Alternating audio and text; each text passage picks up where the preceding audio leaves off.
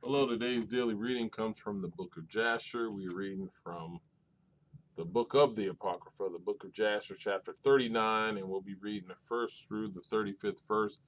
And it reads as follows. And when the sons of Jacob went from the city of Sarton, they had gone about 200 cubits when they met the inhabitants of Tapnach coming toward them.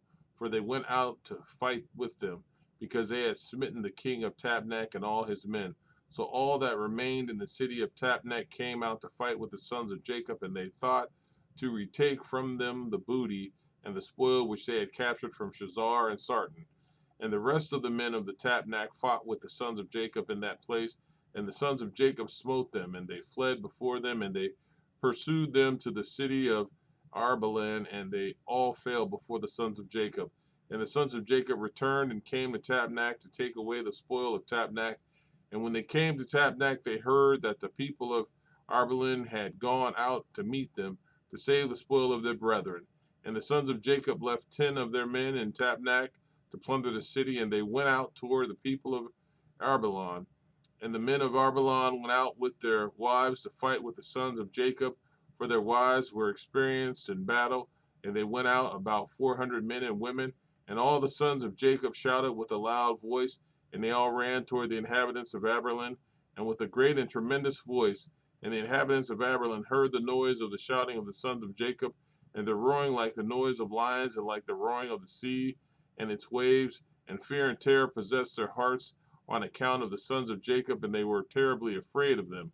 And they retreated and fled before them into the city, and the sons of Jacob pursued them to the gate of the city, and they came upon them in the city, and the sons of Jacob fought with them in the city, and all their women were engaged in slinging against the sons of Jacob, and the combat was very severe among them the whole of that day until evening.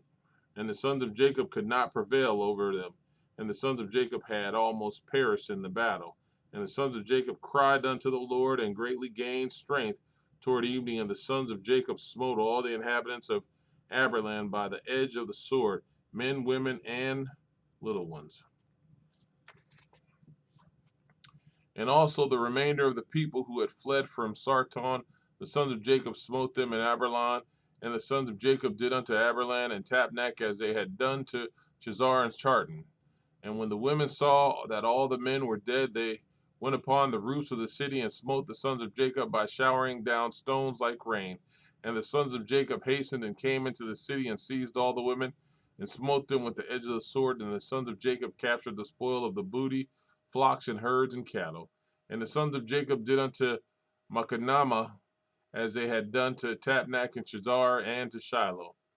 And they turned from there and went away. And on the 5th day, the sons of Jacob heard that the people of Gaash had gathered against them to battle, because they had slain their king and their captains. For there had been 14 captains in the city of Gaash, and the sons of Jacob had slain them all in the first battle.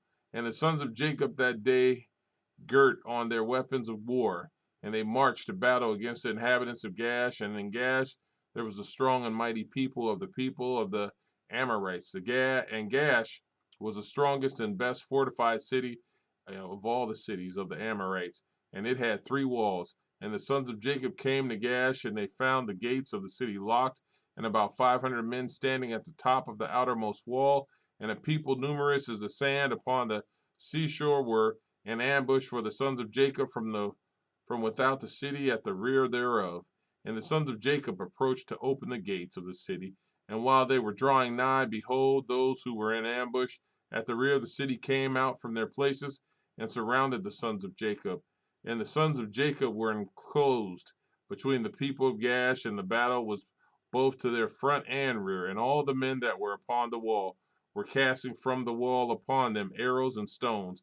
And Judah, seeing that the men of Gaash were getting too heavy for them, gave a most piercing and tremendous shriek, and all the men of Gaash were terrified at the voice of Judah's cry, and men fell from the wall at his powerful shriek. And all those that were from without and within the city were greatly afraid for their lives. And the sons of Jacob still came nigh to break the doors of the city, when the men of Gaash threw stones and arrows upon them from the top of the wall, and made them flee from the gate. And the sons of Jacob returned against the men of Gaash, who were with them from without the city, and they smote them terribly, as striking against gourds, and they could not stand against the sons of Jacob, for fright and terror had seized them at the shriek of Judah. And the sons of Jacob slew all those men who were without the city, and the sons of Jacob still drew nigh to effect an entrance into the city and to fight under the city walls, but they could not, for all the inhabitants of Gash who remained in the city had surrounded the walls of Gash in every description, in every direction, so that the sons of Jacob were unable to approach the city to fight with them. And the sons of Jacob came nigh to one corner to fight under the wall. The inhabitants of Gash threw arrows and stones upon them like showers of rain, and they fled from under the wall. And the people of Gash who were upon the wall, seeing that the sons of Jacob could not prevail over them from under the wall, reproached the sons of Jacob in these words, saying, What is the matter with you in the battle that you cannot prevail? Can you then do unto the mighty city of Gash and its inhabitants as you did to the cities of the Amorites that were not so powerful? Surely to those weak ones among us you did those things and slew them in the entrance of the city, for they had no strength when they were terrified at the sound of your shouting. And will you now then be able to fight in this place? Surely here you will all die, and we will avenge the cause of those cities that you have laid waste.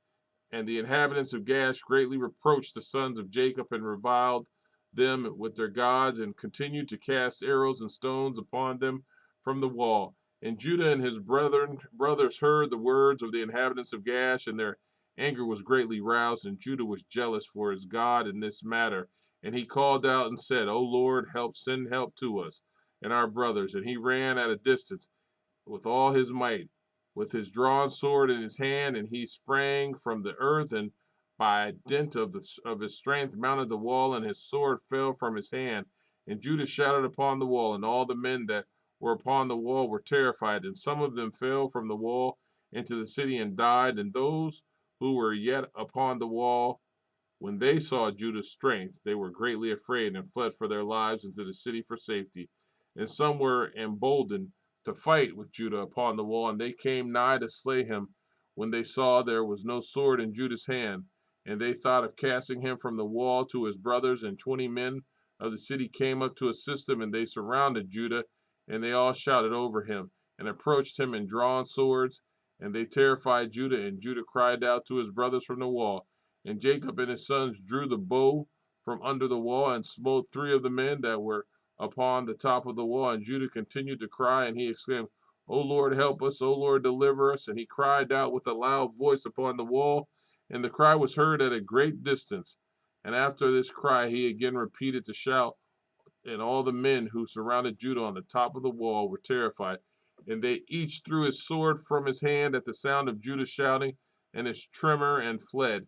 And Judah took the swords which had fallen from their hands, and Judah fought with them, and slew 20 of their men upon the wall.